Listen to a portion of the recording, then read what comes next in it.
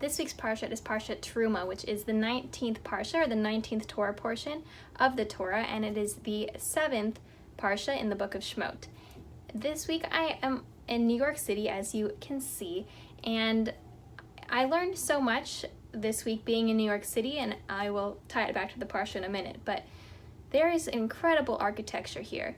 There are so many intricate buildings, and buildings with interesting designs, and each building is designed with a certain purpose and a certain function.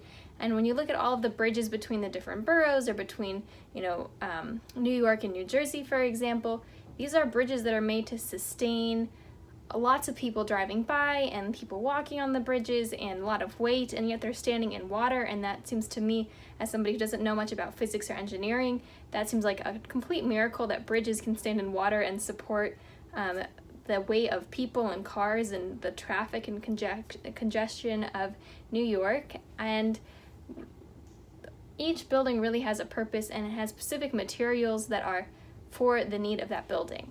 And that ties really, really well to this week's Parsha, which again is Terumah, and focuses the central theme of this week's Parsha is on the Tabernacle, or the place where God's presence would dwell with the Jewish people during their 40 years in the desert. Now, the very beginning of the Parsha, the first couple of verses, talk about the materials that were going to be used for the construction of this temple, and how sort of like the cloths were going to be of turquoise, and they're going to be of red ram skin, and they're going to be, we're going to use gold, and we're going to use silver, and we're going to use this beautiful wood.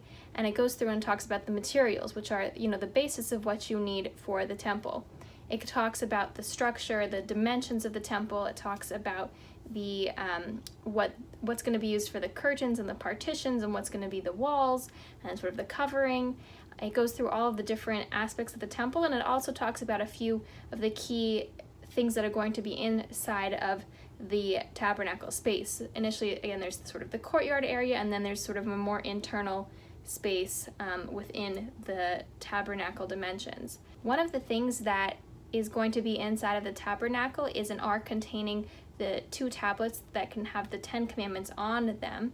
And it was something I hadn't really thought of before, that we have arks in our synagogues now where we keep the Torah, and we had an ark in the tabernacle where we kept the 10 commandments, and I just thought that was something interesting.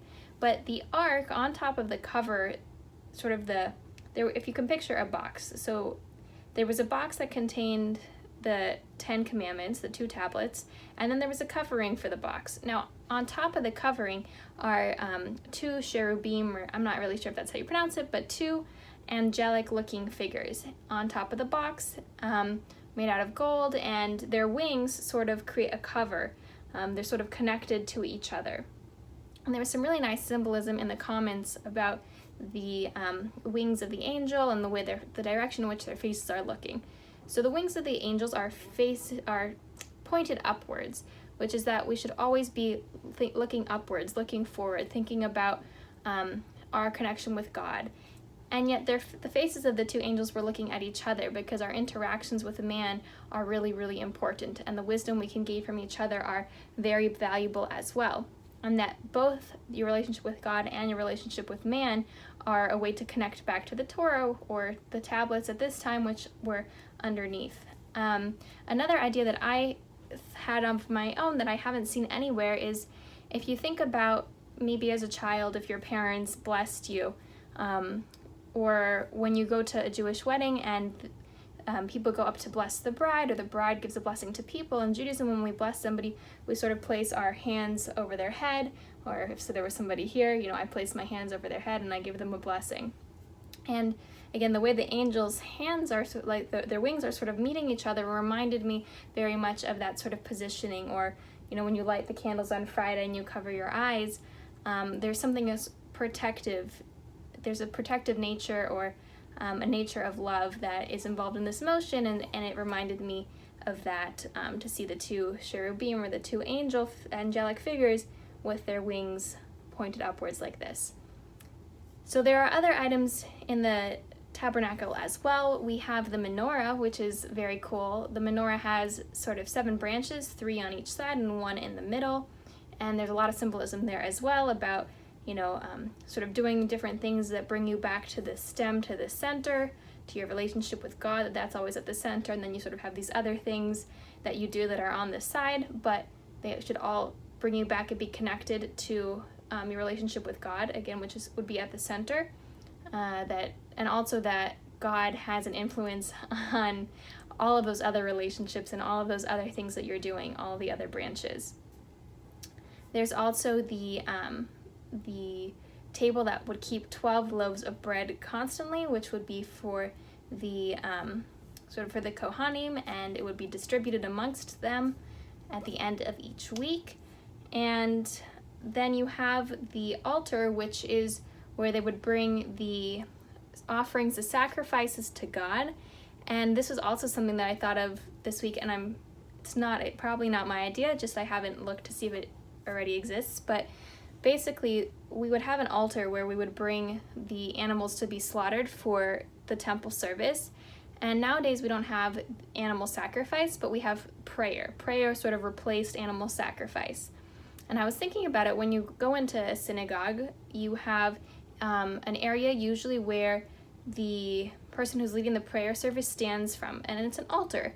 And I thought that it's interesting because we have altars in our synagogues now, today, many, many, many years later, and they had altars then for animal sacrifice. Again, we replace animal sacrifice with prayer, and yet we still have altars, and I thought that was quite interesting as well. So in sort of conclusion, again, as we are, let's see if I can make it a little bit clearer, but the sun is setting over here in Manhattan, in New York City, and you can see some of the architecture, this incredible architecture, and architects that have spent vast amount of time developing the architecture for these buildings, and these are buildings for man, and these are buildings for people to live in. So you could just imagine what must have gone into making a temple where God's presence was going to rest and where we would do holy work. What kind of auspicious time that must have been like to be involved in the creation of the temple. So I hope each of us can take some of the different ideas from the temple, maybe about like the menorah, remembering to be center and to be sort of at peace with ourselves and with God, and bringing that peace and that contentment into the other aspects of our life. Maybe we want to remember the protection of the angels, or maybe we want to remember how each aspect of the temple, each material, each dimension, everything had its purpose, just like all of these buildings have a purpose and an intention and specific materials that are made to sustain, the weight or the weather or whatever it happens to be. But maybe now when you kind of look up at big buildings or even at your own homes, you'll be appreciative of the materials and the thought that went into them. So I hope you all have a wonderful week and a Shabbat Shalom.